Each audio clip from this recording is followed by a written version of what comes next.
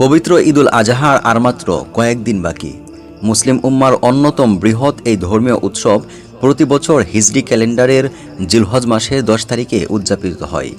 এবছর ঈদ কবে পড়বে তা নিয়ে মধ্যপ্রাচ্য ও পাকিস্তানের জ্যোতির্বিদরা সম্ভাব্য তারিখ জানিয়েছেন। মধ্যপ্রাচ্যে আগামী 27শে মে হবে জিলকদ মাসের 29তম দিন। এই দিন সন্ধ্যায় জিলহজ মাসের চাঁদ খোঁজা হবে। সংযুক্ত আরব আমিরাতের আমিরাত জ্যোতির্বিদ্যা সোসাইটি জানিয়েছে, এই দিন চাঁদ দেখা যাওয়ার প্রবল সম্ভাবনা রয়েছে। তাই 28শে মে জিলহজ মাস শুরু হলে 6 জুন শুক্রবার মধ্যপ্রাচ্যে ঈদুল আজহা উদযাপিত হতে পারে।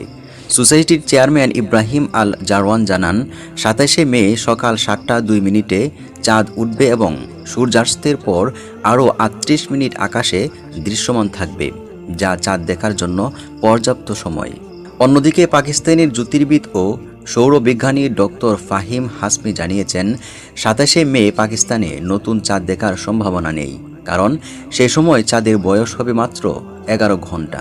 তবে 28শে মে চাঁদের বয়স হবে 35 ঘন্টার বেশি, ফলে সেদিন চাঁদ দেখা যাবে বলে পূর্বাভাস দিয়েছেন তিনি। এই হিসেবে 29শে মে পাকিস্তানের জিলহজ মাস শুরু হলে 7 জুন শনিবার ঈদুল আজহা উদযাপিত হওয়ার সম্ভাবনা রয়েছে সবচেয়ে বেশি। জ্যোতির্বিদরা আরও বলেন, যদি এই হিসাব ঠিক থাকে তবে 5 জুন হবে আরাফার দিন, যা হজের সবচেয়ে গুরুত্বপূর্ণ দিন। তারপর দিনই মুসলিম বিশ্বে পালিত হবে ঈদুল আজহা।